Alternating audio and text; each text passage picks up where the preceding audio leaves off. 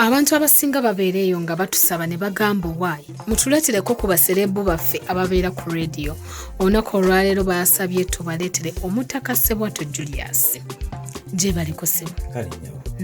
Naawe gye baliko. Kale. Ababeera eyo nga baagala okulabako olwaleero bakulabye naye baagala okumanya ebikukwatako ebisinga. Yeggwani amannya go ozaalibwawa?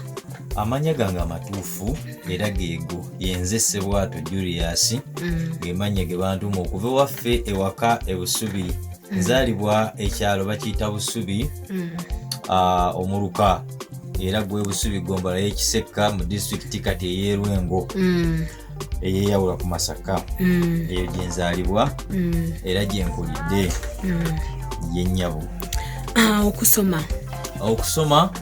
Okusoma kwange natandikira kwa Tempola Primary School. Eno gye nasomera manyi ffe twasomera tewaliwo bino bya baby na top. Twalina P1A, P1B. Akati P1 buva P1B nkodda P1A ogenda mu P2. Kwa Tempola Primary School liri awo Kiswera we nasomera P1A, P1B ne nsoma paka mu kyokubiri nenvaayo mu kyokusatu nengenda ekyamaganda ku St. Elizabeth Primary School mu P3 nensomera P3 mpaka P7 gye nagimalira. Bwe namala P7 mu mwaka ngubabulire kyosinga okuwulira kyoyagala okutema omugambo omusajja nga mukulu era lwawo 2 mugumu yali 21 ntula P7 ekyamaganda 2 ntandika senior 1 ku St. Bernard's College ekiswera awo we nasomera senior 1 paka senior 4 nentula senior 4 mu 2.5 awo nno bwe namala senior 4 nenkyusa essomero nenzijja e Kampala ku Namungona Parents.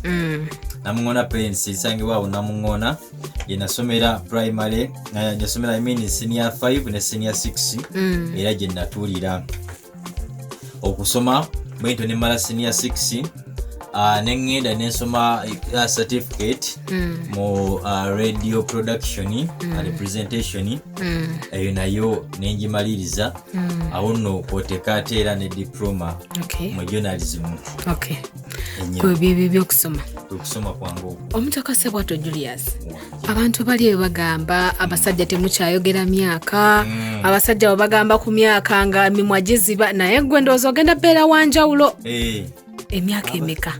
Abasajja tebakyayogera myaka kituufu nga lwaki tebajogera ejijo giri emeka katugirabire ku ggwe kati nzolwedde nababalidde dda kati emyaka gyange emituufu lwakuba nti buli gwenjigamba awakana wagamba olimba togiweza. Nina emyaka mu gwe11 guno omwezi gwe tugendamu nga 22 ngenda kubeera mpeza emyaka 34 naze wa 1987 nga 22 ogwe11 lwakuba nti nkula bulungi. Okulira ddala bulungi togimpa bundabako wabi. Abakyala bo bameka? Abakyala kintu ky'abakyala kino lwaki ogambye bakyala lwaki togambye omukyala gyali? Omukyala gyali maama w'abaana wadde nga situbeera ffenna naye nga ye gyali yanoonya ku ssente. Ebintu by'omukwano bino bikusanze bitya? Ebintu by'omukwano tebimbeeredde byangu. Ate lwaki? Lava ebonyaabonyezza nze bamenyeeza omutima ne balekawo katono. Osigaza mu pieces. Oba nze siina mukisa mukwano abakazi bamenyeeza omutima oba engeri gye nnyina ekisa ekingi nti nsaasira nnyo nze mbonyebonye n'eraavu bamberengudde ne batandikira kantu bananga bawala munkoze bubi. Break up ki gy'osinga okujjukira? Kati break up yali ya mukyala yali ya mukyala gwe nasooka okuzaalamu omwana eyasooka. Mukyala oyo yamenya nnyo omutima oba nali mwagala nnyo n'omutima gwange gumu naye yandeka mukadde akazibu ennyo n'anoba n'agenda n'omwana nga muto neŋŋamba yiiza omusajja abadde asazeewo neŋŋamba kansetolinge abasajja tebaagala kuwasa. Teyakuwa nsonga lwaki yagenda? ebisonga bya butaliimu Mbuki. kwasa ate simanyi abangambye mbu no inayo abawala abalala era abangambye biki nga tebitegeerekeka naye nga yali mukyala gwe nalinda banga ajja kusobola okugumira embeera kuba yali agumyegumyeko naye teyaguma kumala naye yafuna yeeyo ekisajja ekyamulimbalimba yasiba kiro bino bwe tugendera mu ndongo ngenda okudda ewaka ng'ekiyumba munyali nga yagenze.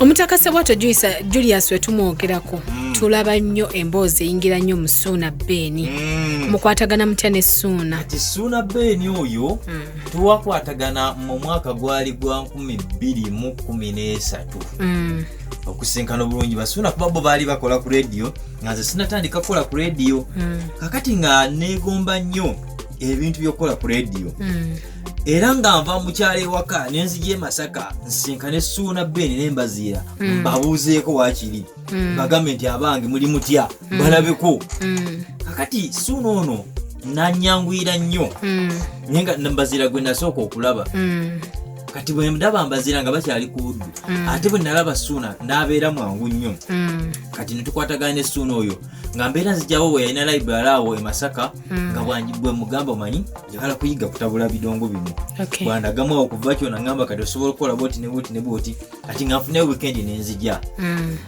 tubeera awo nga ngamba nayo manyi ebintu bya radio bino okubifunamu omulimu olina okubeera nga osomyeko kuwakiri ng'olinamu ku kiwandiiko aliwedde ofunayo kosi gy'osoma n'olyoka onoonya akalimu nga n'ekiwandiiko bwekiri kati ne tubeera awo nga tukwatagana nga tuwuliziganya 2014 awo nenfuna netandika okukola ku top radio e Masaka bwe nva ku top radio nengenda ku Ssuubi ey'e Masaka ati ng'ate ye Suuna ng'ali ku buddu netubeera waawo kakati bwe yave Masaka n'ajja e Kampala nze eri ku radio kwe nnali akalimu ne kakyankalanamu ne batuyimiriza bwe batuyimirizaamu Suuna n'ankubira essimu n'angamba muganda wange okola ki e Masaka nga ndaba nga tewali pulaani kyokka nga naye yali yakamala okujja e Kampala wano ku Bukedde 2016 n'ampita n'angamba jangu tuyiye tetujja kulemererwa mpaka nakati gwasookawo mu binyaanyanya nga tannatuuka bw'aba tannayingirawo